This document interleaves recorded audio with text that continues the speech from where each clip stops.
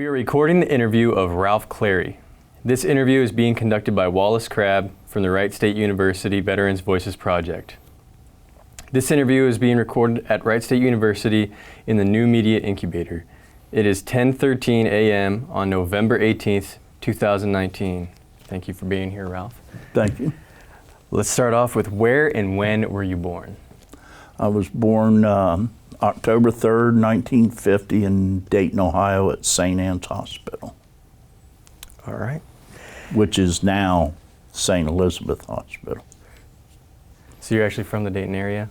Correct. See, that's also kind of uncommon. A lot of people in these interviews are like transplants from either the base or, I'm not sure how else people end up here. Who were your parents and what were their occupations? Okay, my birth father, and I'll say it that way, my birth father, he was, his name's Robert E. Clary Jr., or Sr., and he was a mechanic, diesel mechanic, I believe. And my mom, her name was Bernice Strine,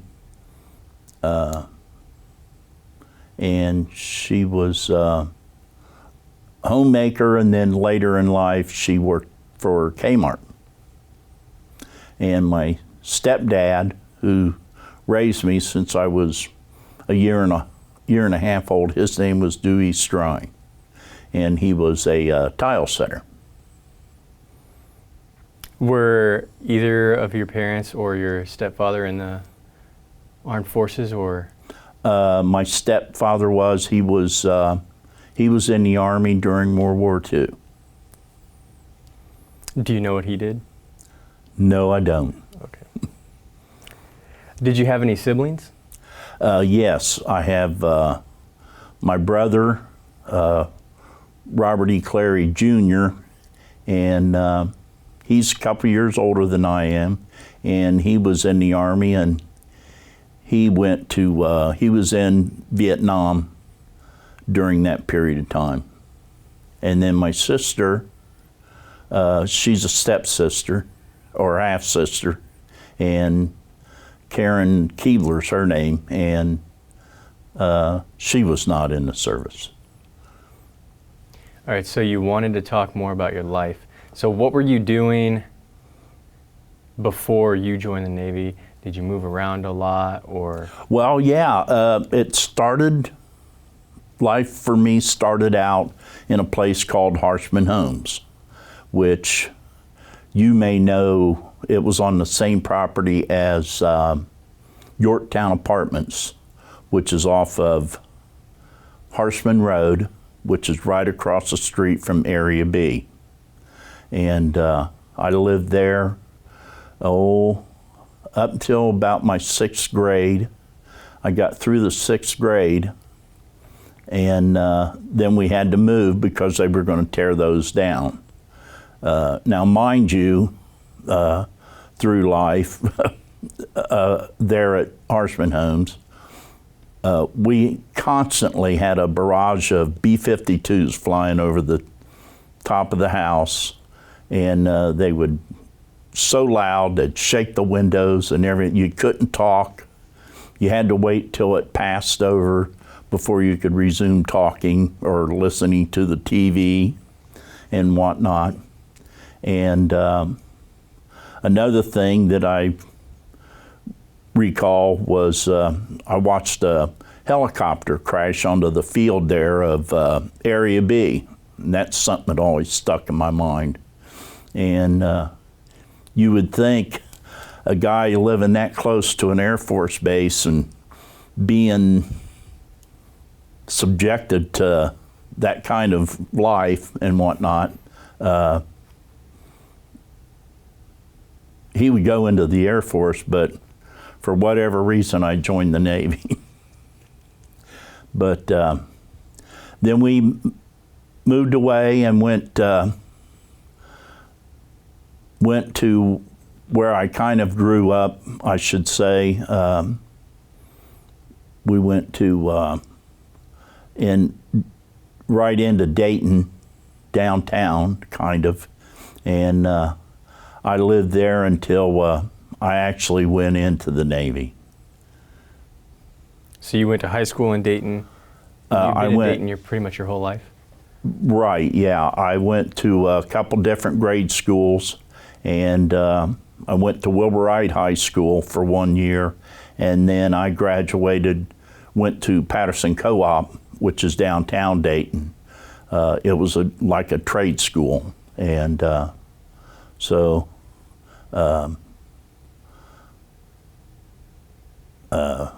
I graduated from Patterson Co-op in 1968.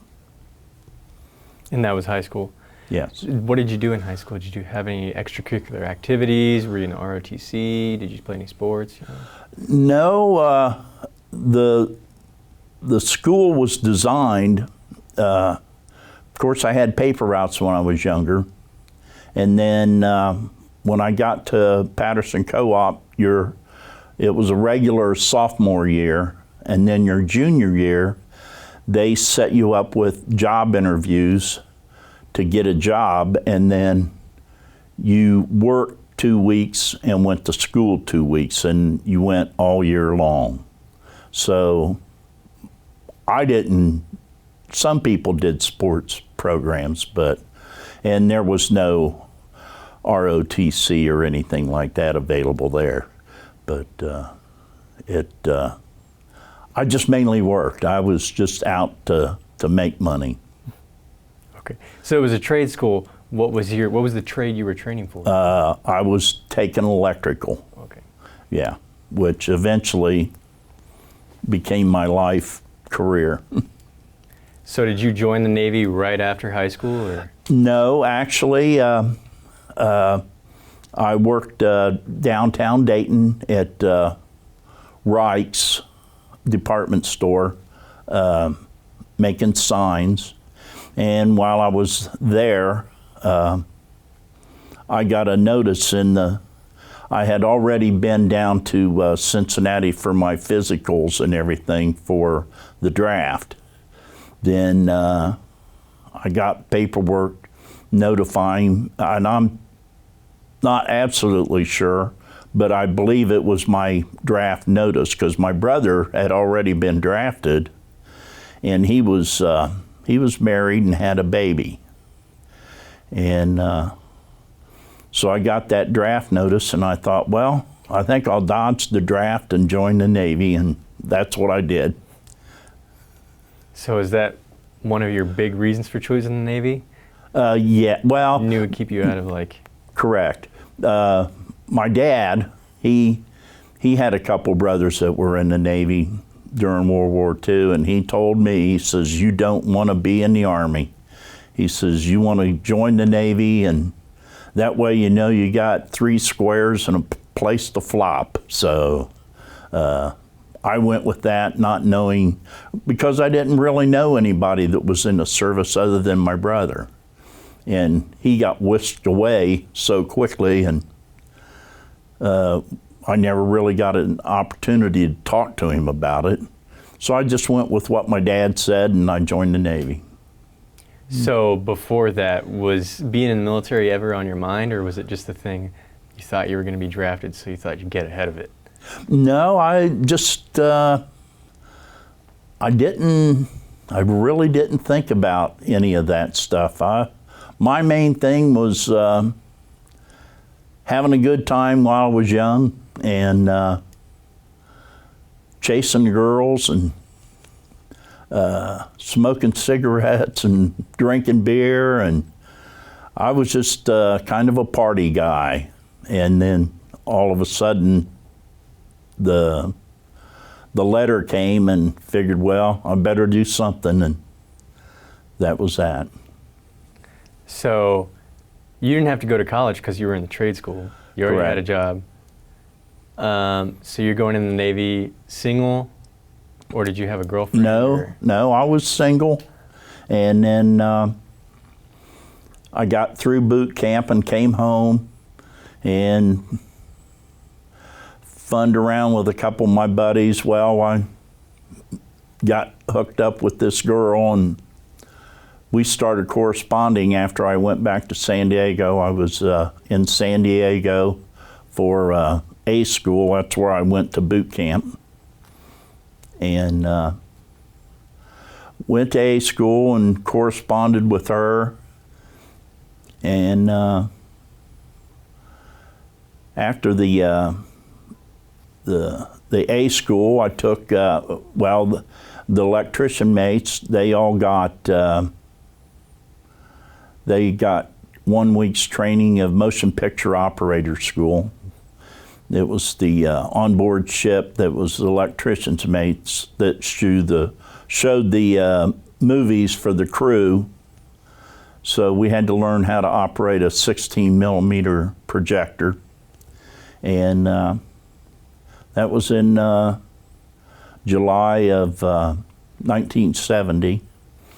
Then I came home on leave and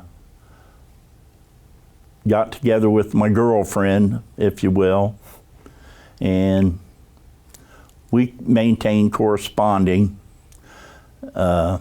After a 2-week leave there, I got stationed at Little Creek, Virginia. And there, what we did is we worked with small boats. They were MSSCs, which was a medium SEAL support craft, and LSSCs, those were little SEAL support crafts. It was a smaller craft. And LCPLs, those were, we operated those out of the Chesapeake Bay following taking UDT personnel out on their swims. And they would wear their scuba gear and dive there in the Chesapeake Bay. And sometimes they had a 2-man submarine. We would follow that around.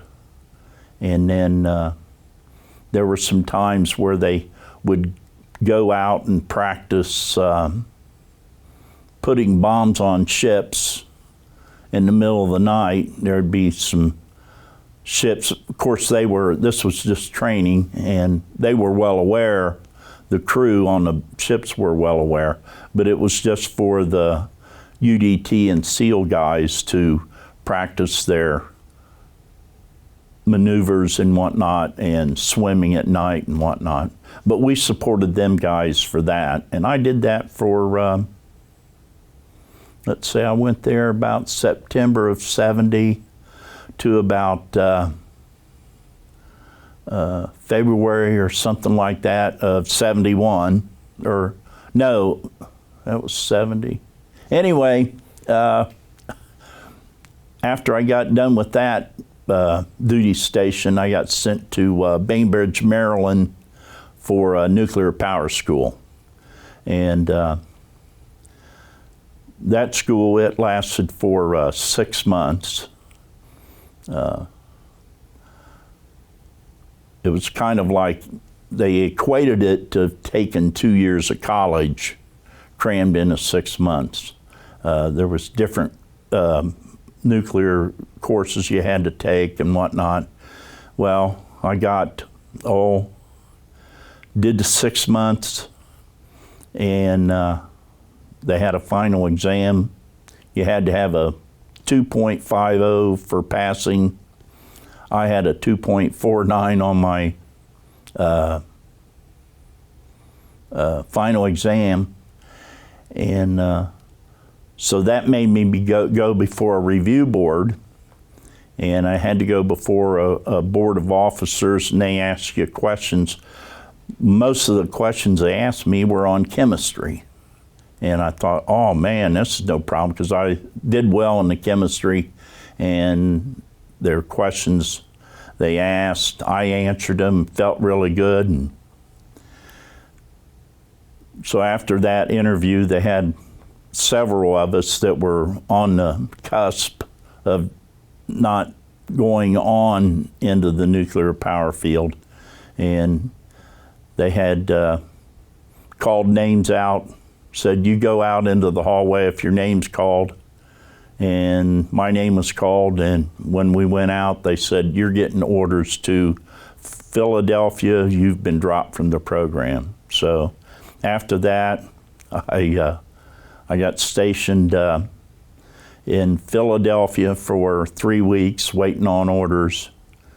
And then my orders came, and I got stationed in Pensacola, Florida, on the USS Lexington, which was a training carrier to train new pilots and requalify veteran pilots. And that was the end of my duty stations. All right, so I'm going to want to expand on some of this, but let's go back first to boot camp, because this is 1970, 1969? I went in 1969, November 17th, 1969 was the first day. So how was boot camp? Because this is still kind of during Vietnam era. Well, that was during a time they would wake you up real early in the morning, come in banging around on trash cans and intimidating you and telling you do this, do that. Had to get woken up early, and then they'd have you get dressed, line up for chow, or line up to march for chow. And we did that for, let me see, about four to 6 weeks on an area called Squirrel Island in San Diego. And they did that, and then after that period of time, you did different calisthenics, you did mostly classwork, learning Navy jargon, learning how to use sound-powered telephones, different things, learn how to march, and do all that. And then after that, it was 4 to 6 weeks. And then after that, you went over to the main side of the base to get the rest of your boot camp training, which was pretty much all book work and more marching. And I think I was done there in February of 1970. That's, yeah, 1970. Okay. Yeah. So it wasn't too terrible? Oh, no, no, no. Food was good. I went in at 137 pounds, and after boot camp, I weighed 155. So, ate well. That's similar. I think when I went to boot camp, I was around the same weight, and I came out maybe a little lighter than that. Oh, okay. They didn't give us too much. Right. So going to A school, that's your first school. Do you Right. have a C school, or is it just A school? They just, well, it's the very first section of it was called BEEP School, Basic Electronics Something Purposes, Electrical Electronics Purposes, and that was 6 weeks. That was learning theory of electricity and just all the basics of electrical and electronics. Not so heavy on the electronics, but it was the theory. It was a lot of theory on electronics. And then after about 6 weeks of that, then you went to the A school, and that's where you learned doing the electrical work,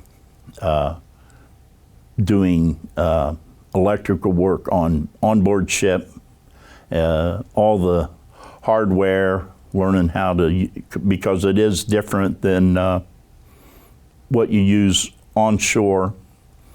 Shipboard electric is watertight, and they I don't know. It's just you have to learn that way, and we learned all that. And then after the A school, then I went to the motion picture operator school, and that was all in San Diego. And I got done there July 25th, I believe it was, of 1970. And that's when you went to Maryland? I went to Little Creek, Virginia, waiting on my class to start in Maryland, and that was in 1970, and then 71, May of 71, I started the nuclear power school, and then I wound up getting stationed at the USS Lexington in November of 71. So you went to Virginia just to wait on your class for nuclear power? Yes. Oh, okay. So you said when you were in Virginia, doing things like scuba, these scuba. I didn't do the scuba. We operated the boats for the guys on UDT and SEALs. We supported those fellows with the boats. We'd take them out on their swims. So what is UDT? Underwater demolition team.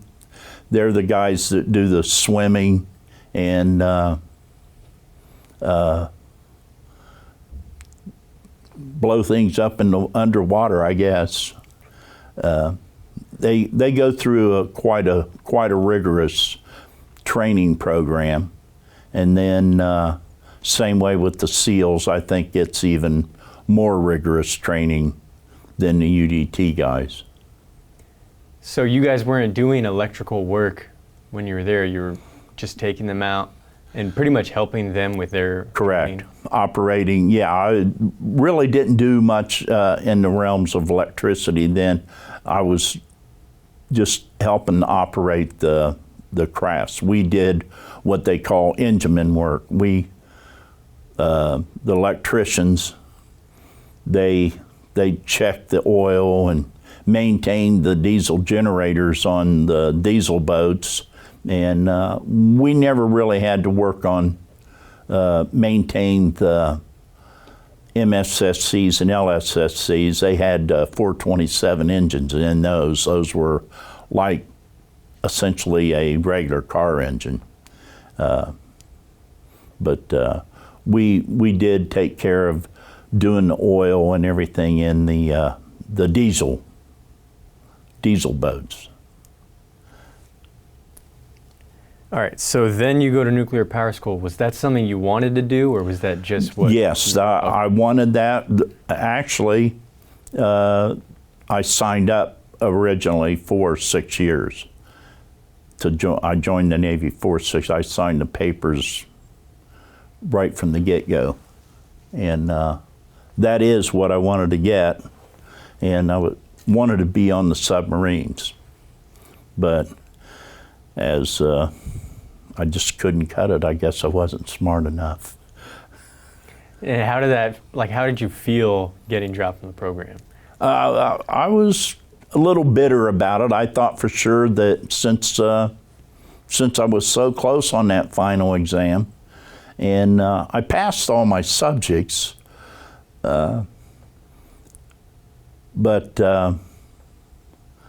the interview went well, and it was what it was. I just moving in another direction, I guess. And I was still young and didn't care really. I mean, I felt bad about not getting to go because I would have went up to Schenectady, New York. I had a roommate, and he went on up, and because I lived with him for, I was stationed with him in Little Creek, Virginia, and we were roommates, and then we roomed together there at Bainbridge, Maryland. So about a year, and he went on up to Schenectady to continue the program, and I wound up being transferred eventually to the Lexington, which I've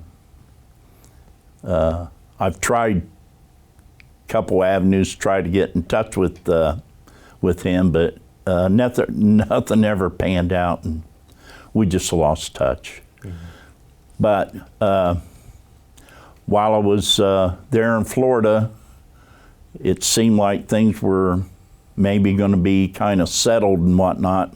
So I eventually flew home, saw my girlfriend, asked her to marry me, and we flew. I had her fly down to Pensacola, and we got married at the base chapel there at Pensacola NAS, and had the Navy chaplain.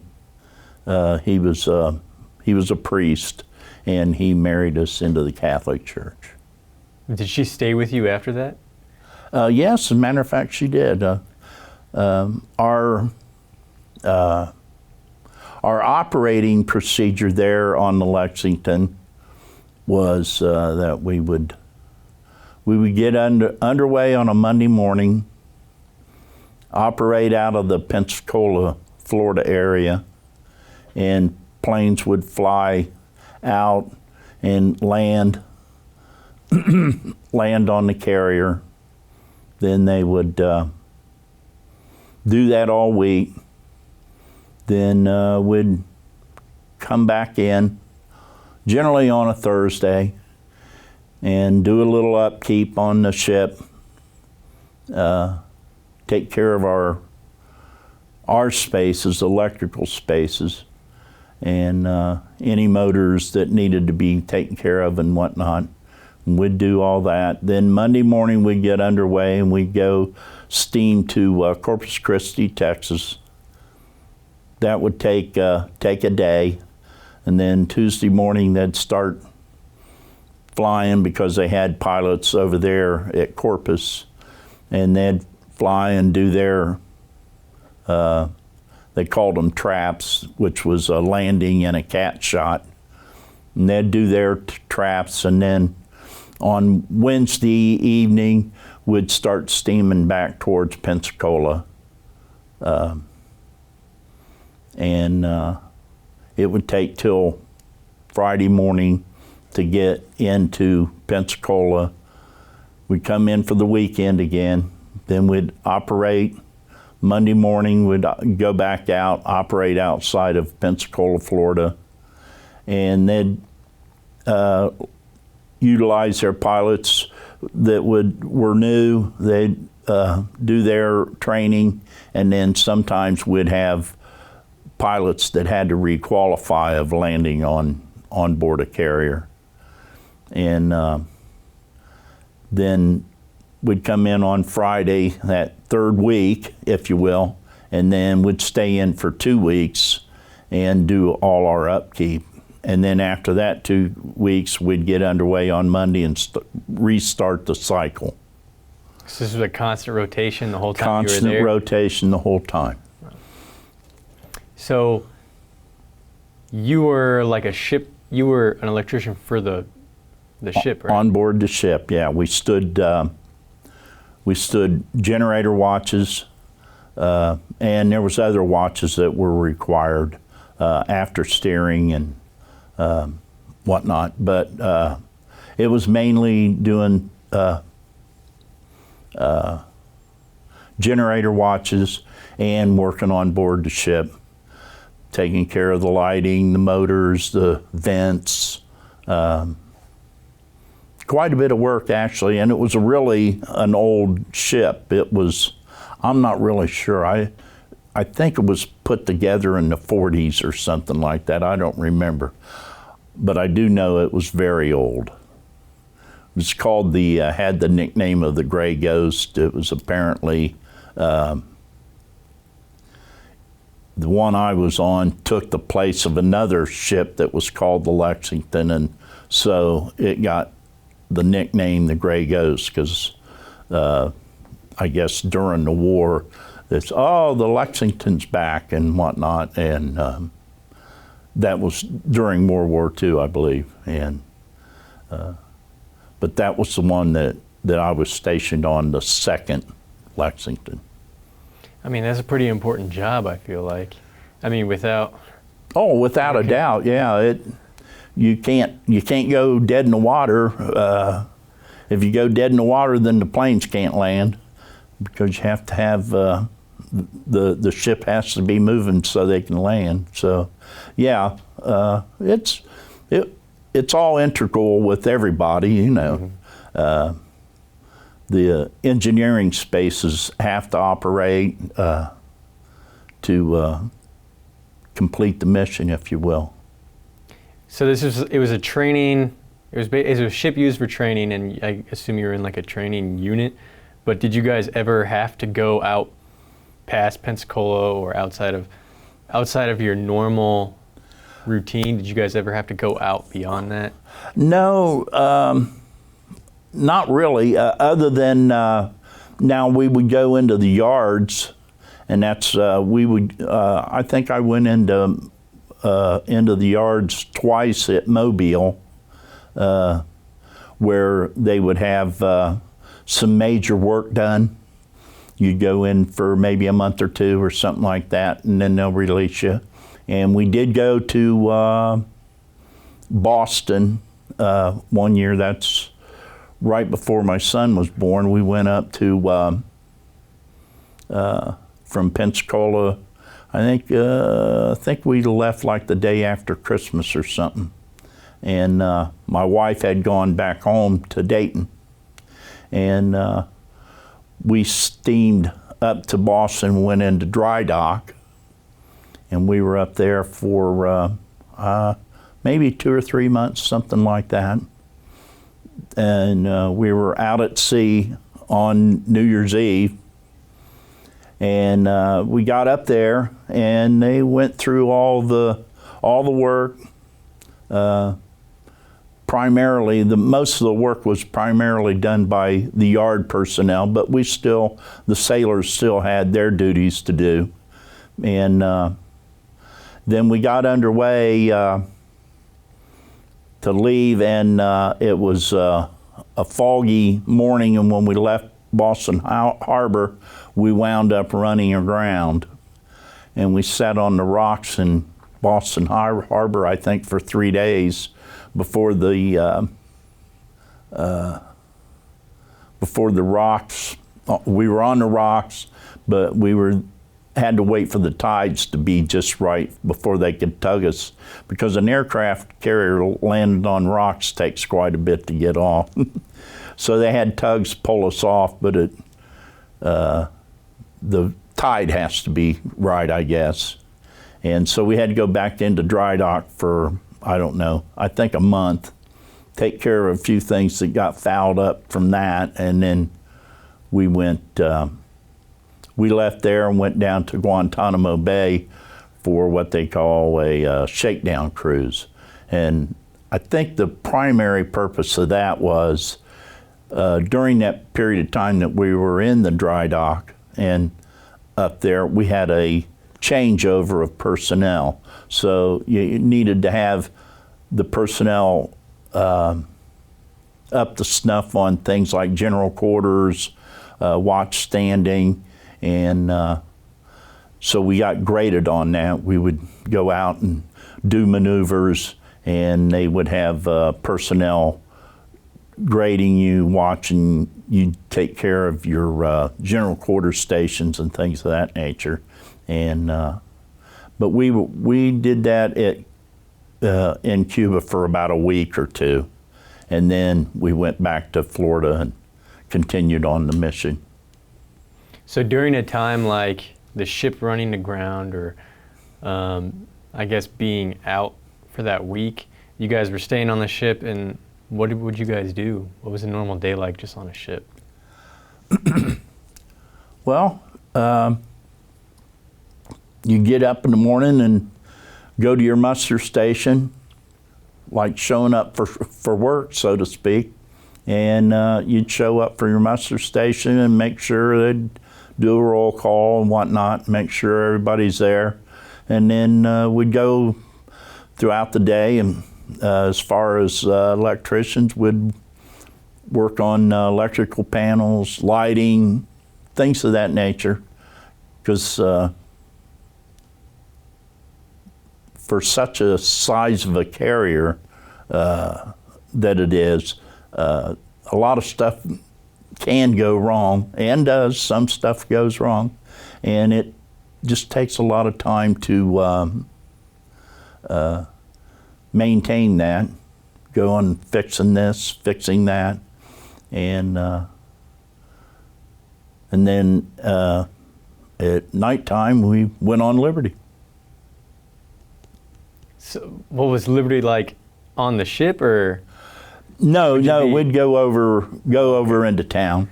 Oh. Yeah. So you guys weren't very far out. You would be on the ship during the day and. Well, on dry dock, when we were in dry dock, we were right there. I mean, we weren't out on the water. We was in a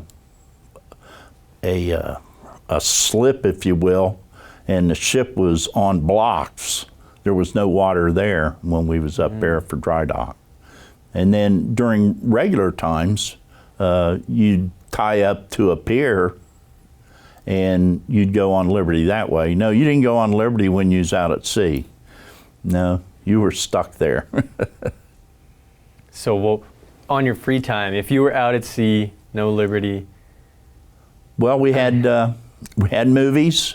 We played cards, a lot of cards. But they had, I think they even, in the hangar deck, they might have even had, as long as there wasn't any aircraft in there, they had basketball hoops. Maybe even some ping pong tables. I'm not sure. I mostly played cards. That was my thing. So generally, it wasn't, staying on the ship for, about a week wasn't too bad. No, it was. You just, I don't know. You was there with your buddies and play cards, work, sit around, drink coffee. A lot of coffee got drank in the Navy. Yeah, it's. So how long were you in Pensacola, Florida? Because that was your last. That was my last duty station. I went on board there in 71, 1971, and I think it was November, and I got out March of 1975, and that's when I got out. I was on board the Lexington. That's when I separated. So what rank were you when you separated? I was an E4. Petty Officer, 3rd Class Electrician's Mate, EN3. So you had a little bit of responsibility and. Yeah, and I didn't have to do a lot of the menial tasks that guys do. I never mess cooked. I was a 3rd class, so I didn't have to do that. Some of the younger guys, before they came in to the division, E division, they had to work in the galley and do whatever they do, whether it be cooking or cleaning dishes or whatever. I didn't have to do that, but we still cleaned our spaces, our workspaces. The main thing was working. Yeah. So before we move on from, I guess, from your military career, is there anything that stands out from any of your duty stations that? Well, while I was, when we were there in Pensacola, I had my wife Patty. came down and we got married April 15th of 1972. And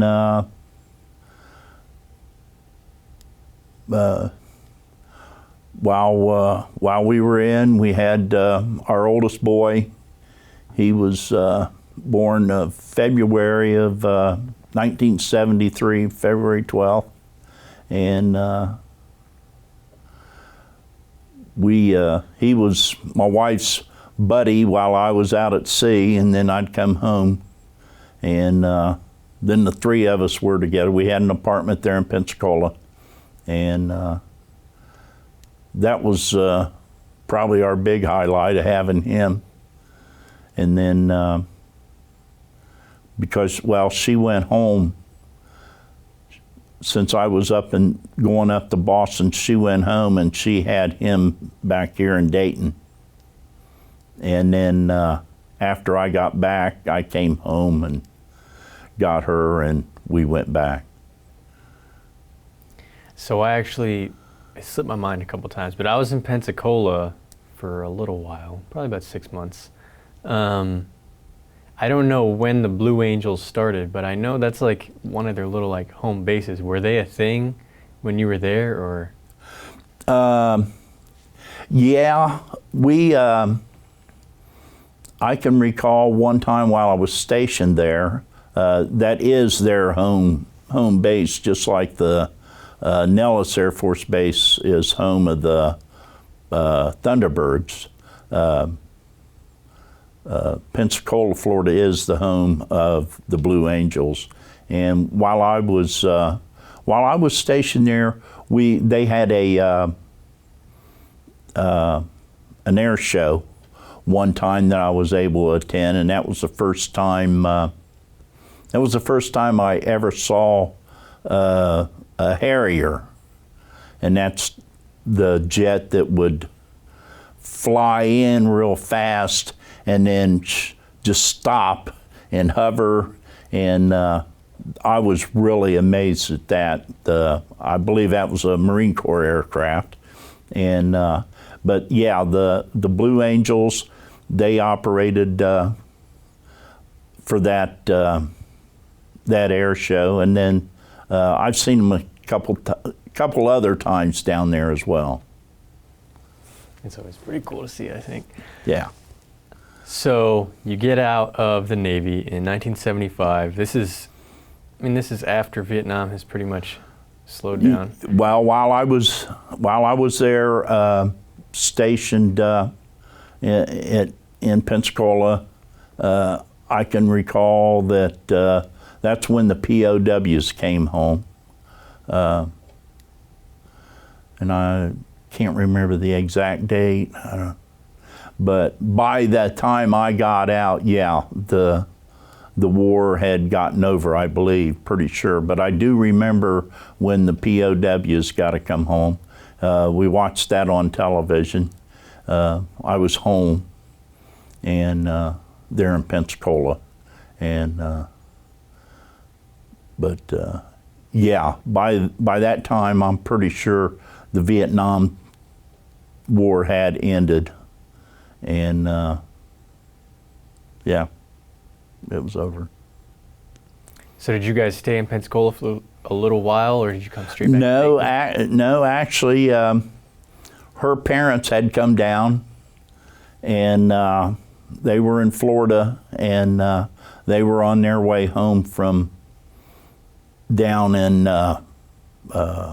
Fort Myers, and they came up through the Panhandle and picked her up, and my wife and our boy, they picked them up and they took them back home.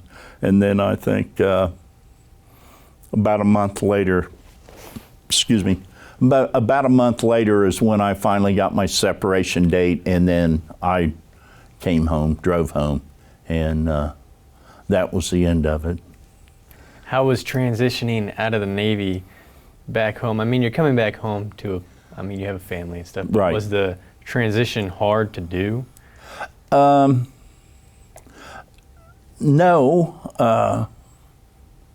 When when I originally got out, I was afforded to draw unemployment, so and the money was a sizable amount for that time, and so that was good. But I had a difficult time getting hired because the war was over.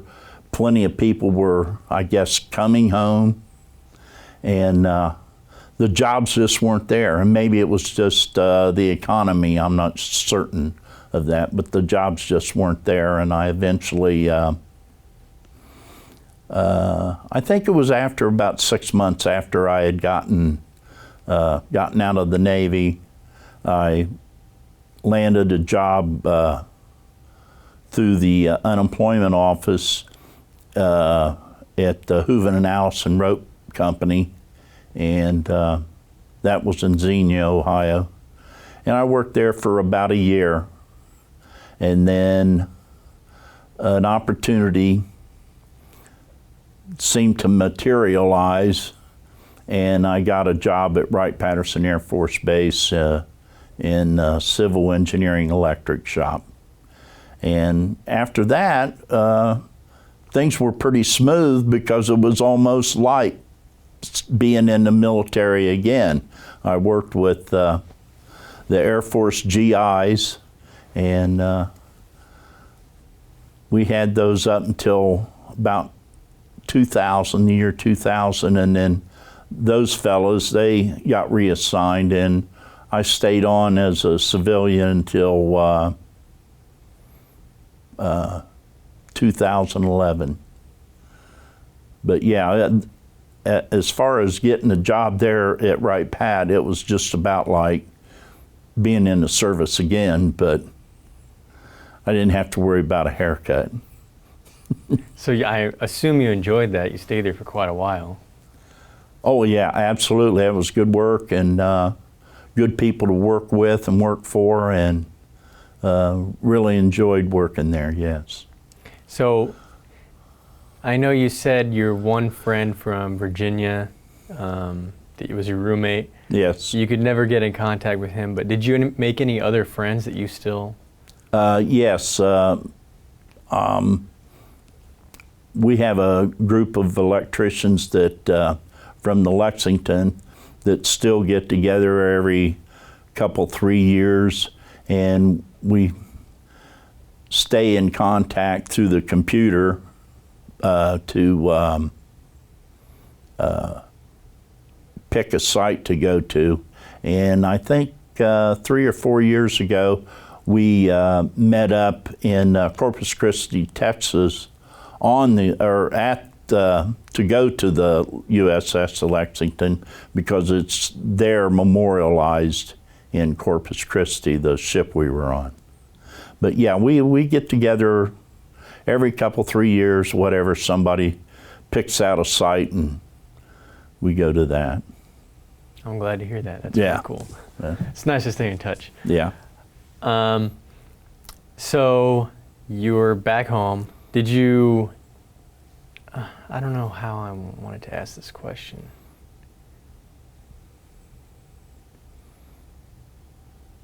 Well, I guess you're working at Wright-Pat. I guess what was family like? What's your whole life been like that since getting out of the Navy and until now? You were at Wright-Pat for a while. Well, my wife and I we'll be married 48 years come April. We got 3 children and 6 grandchildren. All the kids are doing good. Everybody's healthy, and her family lives here. My brother, he lives here. My sister, she lives in Tennessee, but it's pretty much a family life. But I really, and as a matter of fact, I still get together with some of the guys over at work. They're at Wright-Pat. I'm going there Wednesday for a turkey dinner. They're having a a little turkey lunch, so I got invited to that. And I've been retired from there. Be 9 years coming up in January. So any of your kids or maybe even grandkids, have they joined the service or? No. My oldest, he wound up going, matter of fact, I think he went to school here at Wright State for about a year or something, and his godfather sold airplanes for a living, and when he was little, he would take him up. He'd fly in over at Greene County Airport and pick him up, and they'd go up and go flying and whatnot. And, so as Steve got older, and he really, I don't know, he worked for UPS, and he went ahead and he started flying, got his pilot's license, and now he's flying for Allegiant and doing that. And our daughter, she works at Care Sources downtown Dayton, and that's almost like a government job. She says they do a lot of computer work and have a lot of meetings and whatnot. And then our youngest son, he's got 3 kids, and he's a jack of all trades. He kind of works for himself, works on houses,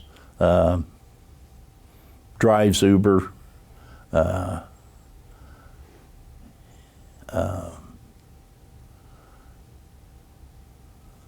That's it. Well, it sounds good though. Yeah. Everything seems good. Your brother, so he also lives in the area. I assume you stay very close with him. Did he go to Vietnam? Yes, he eventually went to Vietnam, and I'm not sure how long he was there. I'd say probably at least a year. And he was one of them guys that jumped out of airplanes. I can't remember what they call him. Paratrooper. He was a paratrooper, and he wound up getting sent to Vietnam, and he fought over there on some hill. He's a hero. He's a decorated veteran. Me, it seems like my time was like going away to college, but he was over in Vietnam, and he's got Bronze Star or something, but he had to fight over there and live in the foxholes and things of that nature. And but he came home, and none the worse for wear. I think he's glad he did it, and good man. That's good. I was going to ask if you guys had ever talked. Oh yeah. Talked about your military careers together. No, it just doesn't come up. Okay. Yeah. Well, hey, it's nice to talk about it sometimes. Let me see here. Are you a member of any veterans organizations? Yeah, I belong to the American Legion. I'll be coming up on 25-year member. Joined the American Legion in Fairborn, Ohio, and used to go there when I worked out here at Wright-Patterson, but don't get up that way much anymore.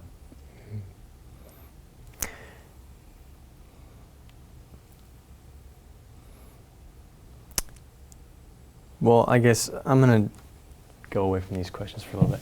You wanted to talk more about family. I think we've pretty much got all of your military career. Is there anything specific you want to mention, or? Well, actually, I think I have covered it all. Oh, okay. That's good. I kind of when I talk, I kind of ramble and whatnot, but it's the way things come in and out of my head.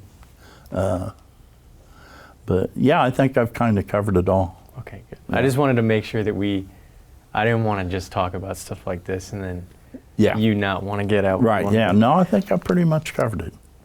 So are there any life lessons that you learned while in the Navy?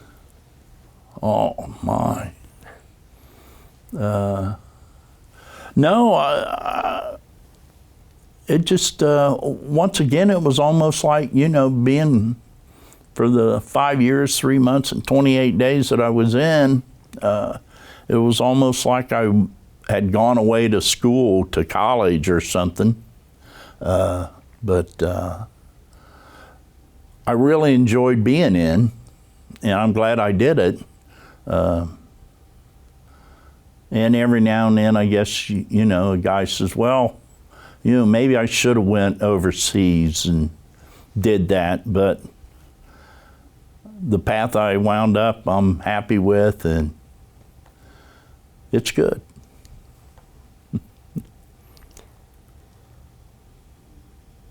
I guess I've already got that. Is there anything, like anything at all, that you want to include that we haven't discussed or haven't touched on? It's hard to think of things when somebody asks you, but right, yeah, I suppose, and but no, I met a lot of good people while I was in the military, while I was in the Navy, and I enjoyed it. It was an excellent experience. And speaking of experience, it continued getting my electrical background, and that just carried me right into being able to get a job as an electrician, which is what I wanted to do. And now I'm even through that part of my life, and retirement's a pretty good gig. I imagine. All right, so last question.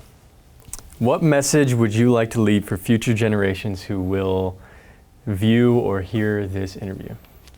Golly, that's a toughie, because I'm not much of a philosophical person. But I certainly think it's a good thing if you have no direction whatsoever of, advancing your education after high school and going to college and whatnot. Joining the military is a pretty good way to start off, to get yourself grounded, learn what you're about, and that and God will lead you to a good life. That's about it. All right. Well, that concludes our interview with Ralph Clary. Thank you for your time today and for your military service. Thank you.